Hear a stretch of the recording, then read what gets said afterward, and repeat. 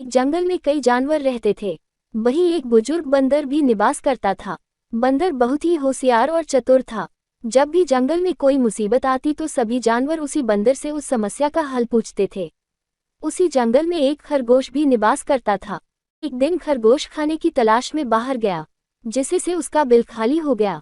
कुछ दिन बाद खरगोश वापस आया तो उसने देखा कि उसके बिल में एक खरगोशनी रहने लगी। जब खरगोश ने देखा कि खरगोशनी उसके बिल में रह रही है तो उसे देख उसको बहुत गुस्सा आया। खरगोश ने खरगोशनी से अपना बिल खाली करने के लिए कहा, लेकिन खरगोशनी ने कहा, मैं यहाँ काफी दिन से रह रही हूँ, इस बिल पे अब मेरा अधिकार है, मैं इसे किसी भी स्थिति में खाली नहीं करूंगी। खरगोश ने परिणामस्वरूप कहा कि तुम यह अभी हाल ही में रहने आई हो और मैं ये कई वर्षों से रह रहा हूँ और तुम मेरे बिल पे कब्जा करना चाहती हो। मैं तुम्हें ऐसा नहीं करने दूंगा।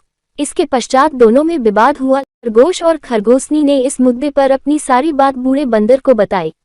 बूढ़े बंदर ने दोनों को बहुत समझाने की कोशिश की, लेकिन दोनों अपनी बात पे टस से मस नहीं हुए। दोनों खरगोश और खरगोशनी अपना बिल खाली करने के लिए तैयार नहीं थे।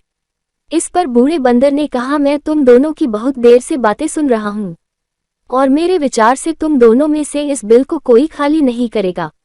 अब तुम दोनों बड़े हो गए हो तो मेरे विचार से तुम दोनों का स्वभाव भी मिलता जुलता है, इसलिए अब तुम दोनों को आपस में शादी कर लेनी चाहिए।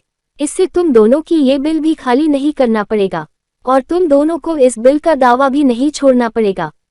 खरगोश और खरगोशनी को बंदर की बात पसंद आई और वे दोनों ने आपस में शादी कर ली। दोनों की शादी में जंगल के सभी जानवर आए। इस प्रकार दोनों खरगोश और खरगोशनी दोनों उसी बिल। बंदर और खरगोश खरगोशनी की कहानी से हमें क्या सीख मिली है? मेरे दोस्ती, झगड़ा ही समस्या का हल नहीं होता है, हमें सोच समझकर ही विचार करने पे समय का निवारण मिल सकता है। मेरी कहानी कैसी लगी? आपको अच्छी लगी हो तो चैनल को सब्सक्राइब कर